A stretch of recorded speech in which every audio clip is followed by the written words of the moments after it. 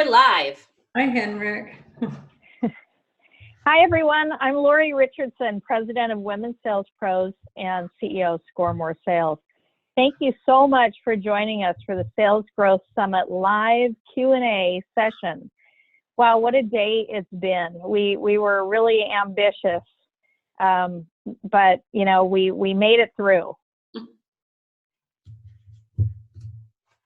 And I'm also Carol Mahoney. I'm the founder of Unbound Growth and somewhat of the wizard behind the scenes. So we're looking forward to wrapping this up today and coming away with some great insights.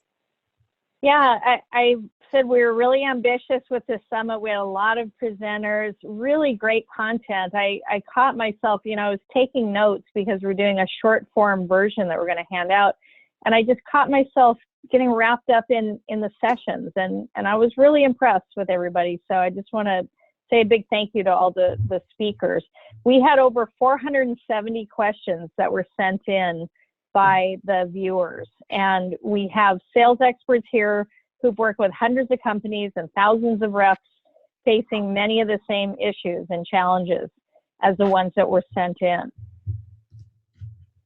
And out of those over 470 questions, I spent Sunday during football going through those, and then Lori and I spent Monday breaking it down to 10 questions to ask each of our speakers. So all of us here today are going to be able to answer these in quick, actionable 2-minute answers. And we're going to wrap everything up with a lightning round where everyone's going to give a 30-second answer. And for those of you that are attending live, if you have a question that you want to ask and we can fit it in, please type it into the Q&A chat pane. Because as Lori said, we're going to be pulling together some more content from all of the questions that people have asked, so keep them coming in. I just want to say a big hello to our speakers, Lynn, Barbara, Dionne, Alice, Heather, Joanne, Christy, and Julie. Welcome, everybody. Hi. Hello. Thank you. And Carol is going to start things off for us. Carol? All right. So this is something that I've been talking with a lot of salespeople about lately. And Lynn Heidi, I know that your session today was on burst focus, and I think, you know, breaking through some of those time management myths, this is the question for you, and it comes from James. All right. Asks, how do you manage your time between prospecting and running sales meetings? His typical day looks like 2 hours of meetings in the morning and then 2 in the afternoon. And from discovery calls and demos and follow-ups and discussion quotes, all of that, how can he better focus his time on prospecting? Well, number one, that's too many meetings, but that's a conversation for another day. I would say that the number one thing is that I think too often we don't, as salespeople, hold ourselves sacred, if that's the right word, that our prospecting time is as important as any demo or any meeting that you have to attend, and put it on your calendar. Now, depending on your role, how much time on your calendar is going to change. So I'm just going to throw out there that I don't know of any salesperson that can't afford to block 3 one-hour bursts of prospecting time. But that also means that you need at least a half an hour for each of those hours to prepare. Get your list ready. What's your messaging going to be? Make sure that you are ready to have the best conversation you possibly can when you actually reach people, and leave a solid voicemail and have a follow-up as well. Awesome advice. And with a minute to share, what are some of the reasons that you see salespeople not sticking to that? Because we have all blocked the time before, but then that time comes around and something happens where they don't actually get to it. What do you think is the number one thing standing in their way of actually doing it? Am I allowed to say themselves? Yes. Sure. I think that the number one thing is that as salespeople, we are not holding ourselves accountable for that time. And really, time blocking, if you watch my session, it's not enough. We have to be ready, mentally prepared to 100% focus on the prospecting activity, or it's going to get lost in the shuffle. Now, if something does come up that is a higher priority, don't just dismiss it. Move it to an empty spot in your calendar. Lynn, you are the master of the time, let me tell you. Just saying. The rest of you have something to follow with. Oh, that's good. I like it. Set the bar high. That's great. So Barbara Weaver-Smith, welcome. And you talked about large deals in your session. It was fabulous. And our participant Carrie sent in a question and said, what is the best prospecting method to infiltrate large complex OEMs? And maybe we should explain what an OEM is for someone that might not know. You take it away, Barbara.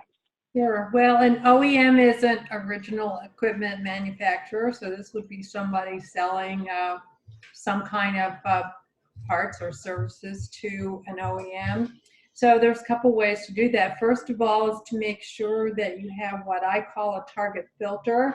That is a set of criteria to identify exactly the best companies, the best OEMs that you want to talk to. And once you have decided the versions of an OEM that are the best ones for you to sell to, and identify those companies that are the most likely to buy from you, that is geographically or the size of them, whatever, then you have to understand who are the buyers. Now, there are people in procurement who are obviously the main buyers of certain kinds of products and some services, but you also need to get to know the people who may be the end users of your particular products, especially if it's a service.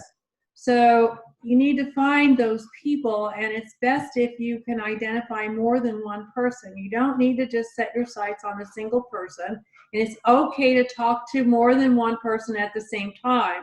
So I'm a big believer in trying to get warm introductions. So use your LinkedIn connections to find the people who have the titles of people who are most likely to buy from you. If it's a very big company and they have a big procurement division, certainly go first to them and find out if there are certain criteria that you need to meet in order to be a preferred vendor or even a legal vendor to that company. Sometimes they have a lot of hoops you have to jump through first, and criteria you need to meet before they are even allowed to buy from you. So get that taken care of first. That's great. That's the noise. Thank you. That's your time, Barbara. Yeah, Thank you so much. And I encourage people to listen to your session for more ideas and information. Yeah, it's easy to feel intimidated and overwhelmed when you're dealing with larger accounts. And I love the way that Barbara literally breaks down the whale. So yeah. Our next question comes from Letisa, and this is a question that I'm sure Joanne Black hears a lot. What is the best way to ask a client for a referral? Well, what a great question. Thank you. So I'm going to tell you how not to do it first. And because I'm sure all of us have heard ourselves saying this, well, if you know anyone who could benefit from my services, please let them know. Well, that does nothing. We really need to help our clients and others make the right referral and know that they want to do that. So we need to do some homework on our part. Who might they know? What are good referrals for us? You can look at an industry, the person you want to meet, what's their title, where are they? You certainly can check LinkedIn, but that does not mean that they know the person just because they're connected. So the best place to start is actually with your clients. And the question to ask is, first of all, repeat or have them repeat all the fabulous things you did for their business, and know that they wouldn't have been there without you. And then here's the question: who are one or two people in your network you can introduce me to? Who are one or two people in your position in other companies you can introduce me to? You notice the sentence starts with who. They cannot say no to a W question like that. So that's the question to ask. Who? And you'll be glad to help. Yeah, and the whole point there, make it specific, because if you have all of this ambiguity to it, it makes it hard for them to pinpoint someone. That's right. Awesome. Thank you so much, Joanne. Great. And we're going to go to Dionne. Dionne Mishler, you were on the closing panel. we had a question that came in from Roger, and Roger said, what is the best way to close a prospect when they tell you they want to think about it? They want to think it over. We all hear that periodically. Yeah, it's not you, it's me, right? So I get it. So I think there's a couple of things. So one, when that statement is coming in, I don't think we can look at it as an event. I think we need to look at it as part of the overall discussion and conversation and part of the overall process. So up until that point, if there are strong verbiage, there's strong verbiage and there's more positive than negative, then you know what, at the end of the day, maybe they truly do need to think about it. But if you're kind of not getting the warm and fuzzy, then it's probably what we all think it is, right? Which is the nice way to blow us off. So I think leading up to that statement, how has the conversation gone? Has it gone well? Has there been positives, more positives than negatives, right? And then when you get that to what Lynn was saying before is, I believe as salespeople, we really need to be prepared. We need to have our words in place. And so we need to know, it's kind of like a decision tree, right? If the conversation's going well and they say, hey, let me think about it, then we need to be able to say, well, the conversation has gone well, and have our response to that says, what are you going to be thinking about? What other information can I give you? Walk me through your internal process, things of that nature, right? So we need to have a response to that. Sometimes they really need to think about it, and sometimes they need more information. And as sales professionals, it's our job to discern what it is they're saying with that statement. That's great. That was not her ding, right, Carol? No. That was Kendra Lee. That was someone coming in.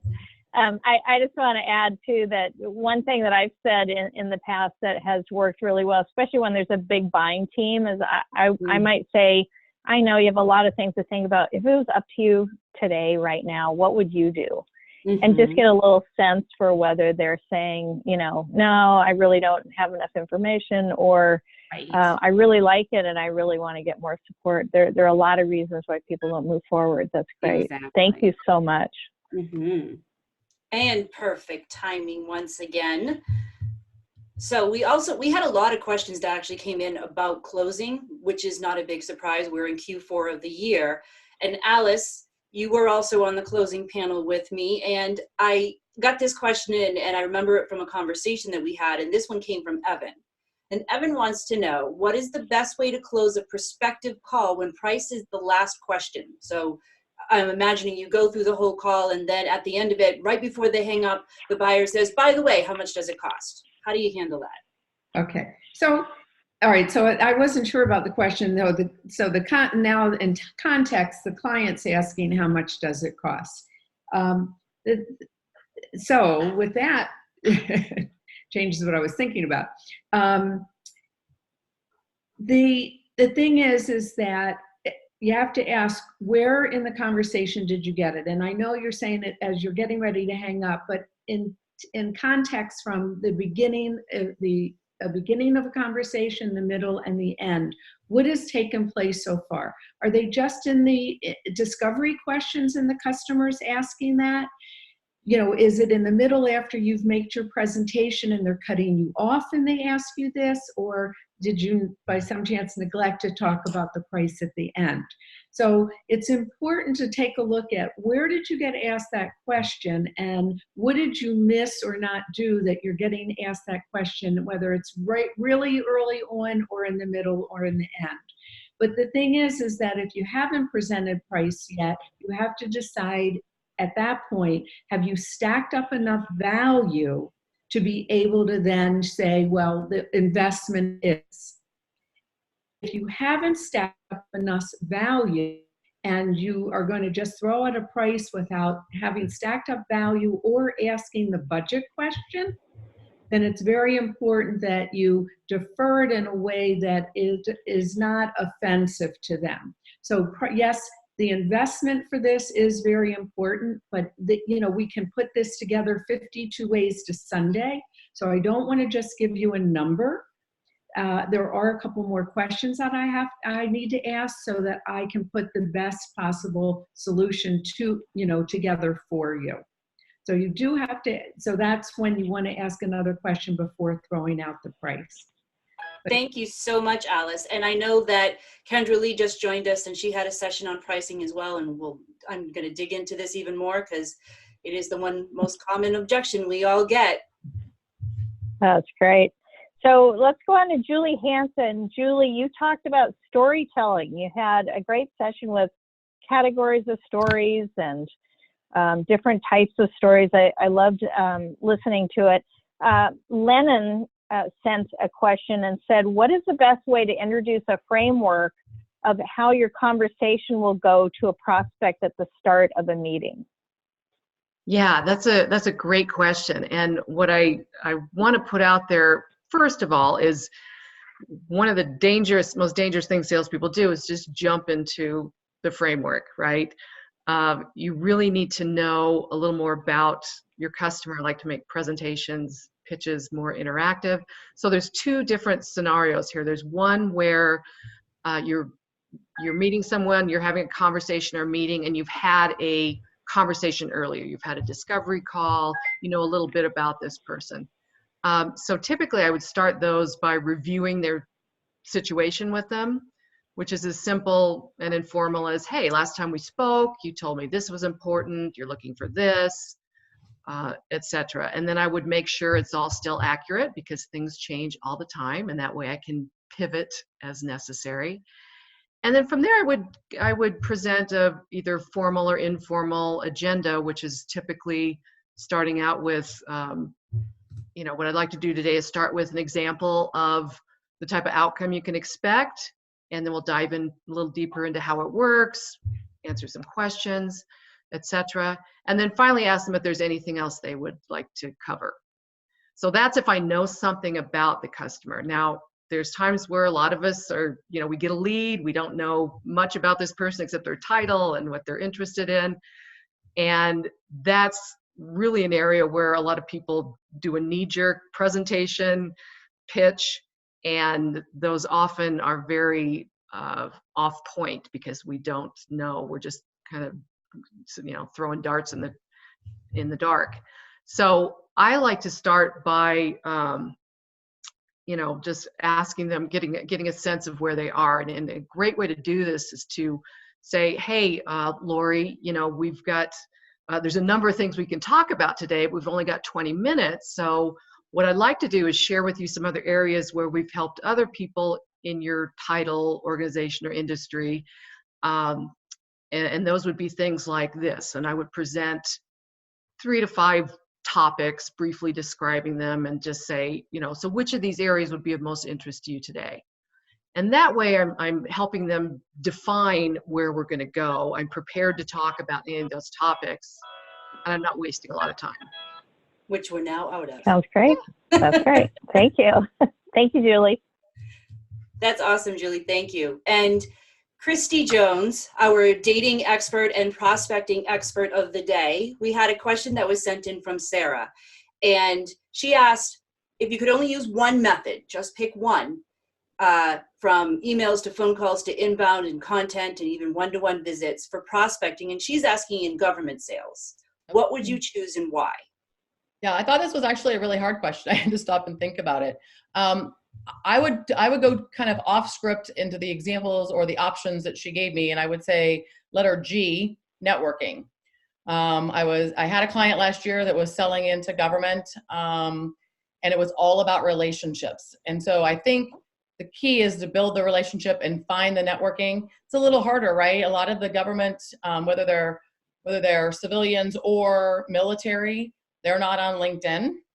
And they have kind of their own network. So this isn't going to be the easiest project. So I think you need to immerse yourself into, they go to a lot of conferences though. That group is into education, and they like to go to seminars and conferences, trade shows.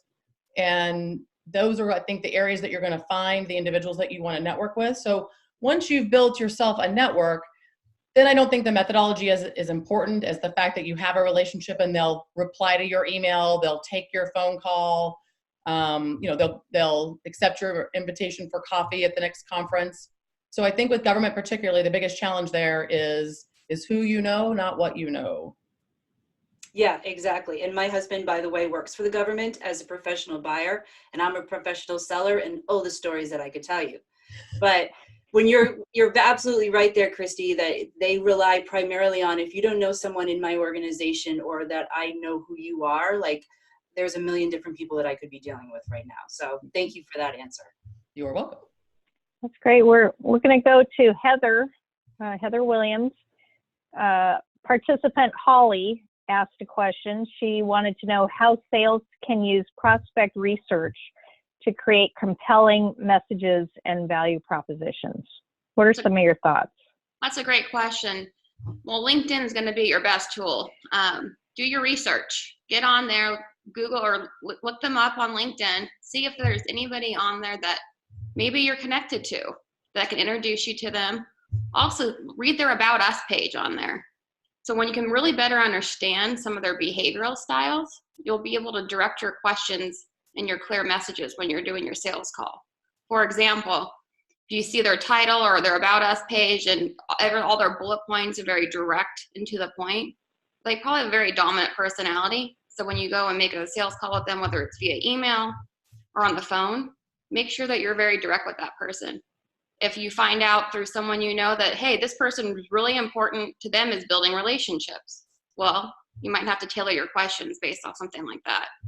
Or there's going to be some people too that are very numbers driven. They're very analytical. So make sure you're very prepared for your sales call by bringing in white papers or detailed information that's going to help that individual or yourself with that sales call as well. Awesome. Thank you. That's great. Yeah. And I think that just showing that you made some effort and that you know a little bit about the person, and it's not a generic, all of us are so sick of generic asks. Well, I had somebody call me just a few weeks ago trying to sell me something, but because they did their research, guess what? They got a conversation with me. I didn't hang up. That's great. Love that. So the same thing needs to be applied with ourselves when we're making these calls. Yep. That's great. Thank you so much. Make the effort, right? Yes. Kendra Lee, are you here with us? Hello, Kendra. I am. Yay, there you are. There I can she see is. you now. I loved your session today on how to have the pricing conversation because I think it's something that everyone can learn from. And this question comes in from Stephanie along those same lines. And this is actually very specific because she asks, what's the best way to implement a price increase with a longtime customer and still maintain that relationship and keep the customer? Tough one. So if it's a longtime customer, they know you haven't increased the price, I would actually start the conversation before you're going to do the price increase, letting them know you haven't done the price increase and effective, you've got perfect timing coming up, effective January 1, we're increasing the price or our prices are going up. So start it now or start it a little bit in advance so that they know that you're going to be doing it. If you need a framing for it, you can talk about cost of living, but frankly, if you haven't raised their prices in more than 2 years, they know they're due for something. So I would just let them know that this is the time frame that you're going to do it and tell them by how much you're going to raise it. Absolutely.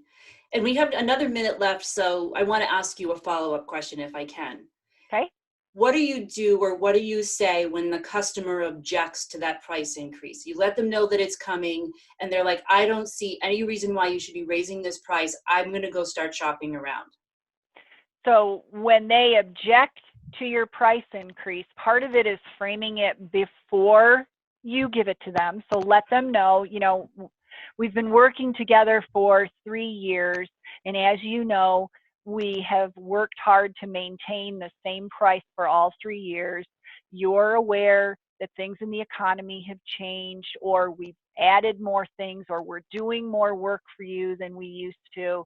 And so we are going to raise your price effective in January.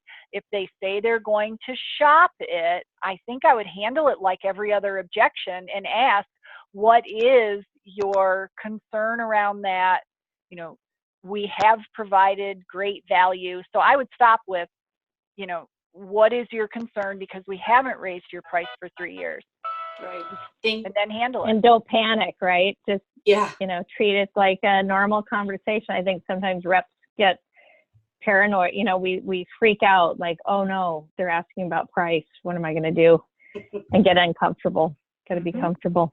That's Exactly. great. Well, thank you to all of the speakers and all of the attendees that participated. Really want to give a big shout out to Membrane and our friend Henrik Oquist. I know, Henrik, you're on this call. Thank you for all the many hours you put behind the scenes. And Carol, you did a tremendous amount as well. And Erica, your assistant, did a lot as well. Yeah. So let's talk about what happens next. Wait, do we want to do our lightning round? Oh, I'm sorry. Yeah, let's do our lightning round. Okay, cool. So lightning round question, like this was the thing I was looking forward to.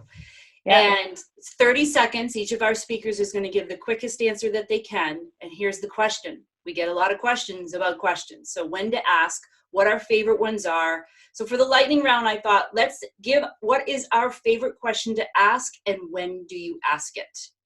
Anybody want to volunteer to go first? I'll go. All right, Alice, you're up. All right, my favorite question is, what are the key criteria you will use in selecting the training solution firm for this initiative?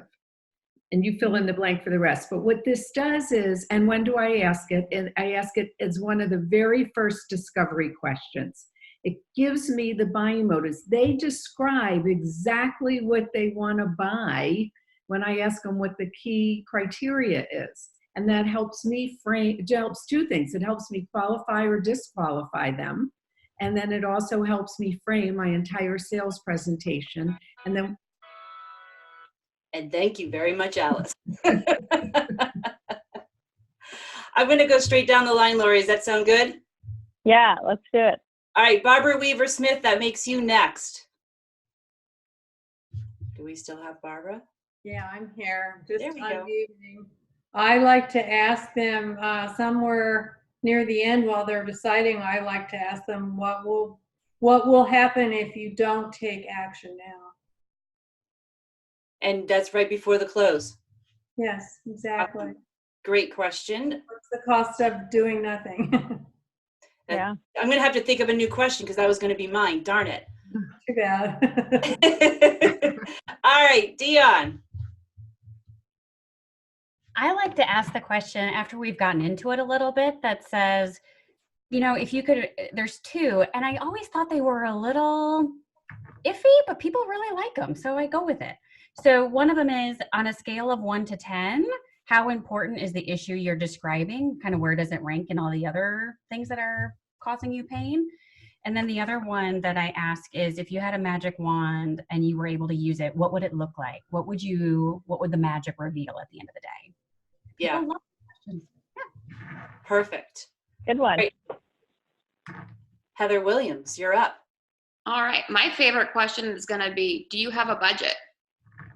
And that's right on the very first, the very first discovery call, because if they don't have a budget, then what am I going to do for them? Or I need to point them in the right direction and find my budget's going to, or my training fee or whatever the case may be is going to be too high for them. Mm-hmm. I want to make sure they've actually got money to spend. I've had several calls where, they don't have much money to do. So. Yep. Thank you. All right, Joanne Black, favorite question to ask and when do you ask it? Oh, it's my W question again. So it's the why question. Why is this important? And then why now? Because that will set the timing. And I do it pretty early in the conversation because they know what the agenda is going to be. So it works out really well to know when I say, why is this important? That gets to the problem they have, because unless a client has a problem, what we do doesn't matter.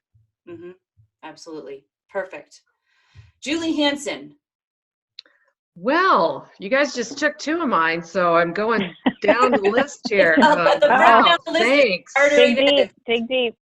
Good dig. Okay. One thing I like to do, again, when I don't know enough about a customer is, and I do this in discovery, and I share maybe a similar customer situation, and I ask the question, how does this compare to your situation?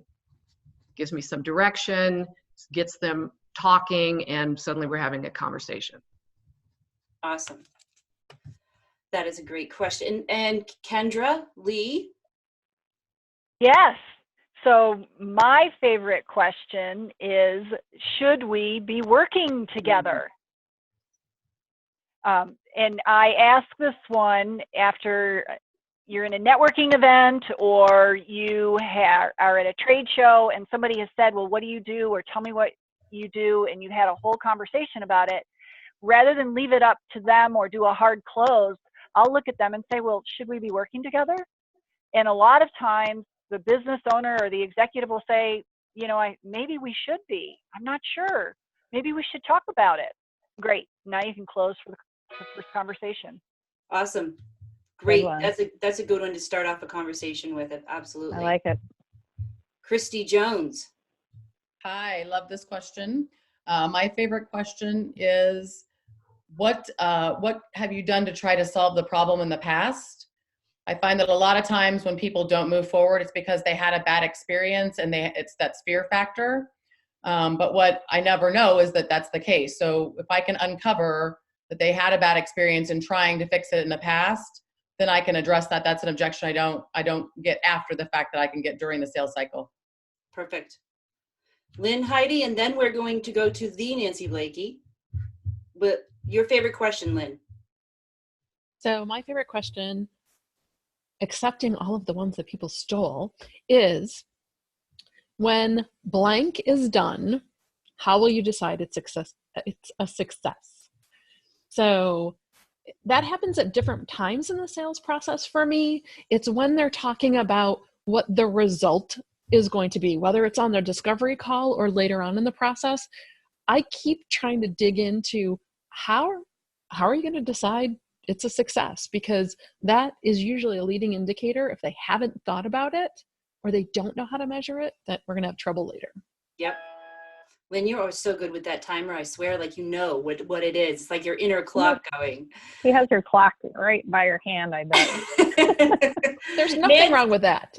Nancy, last but certainly not least, actually, and I'll go after you, Nancy. I got one too. Okay, cool.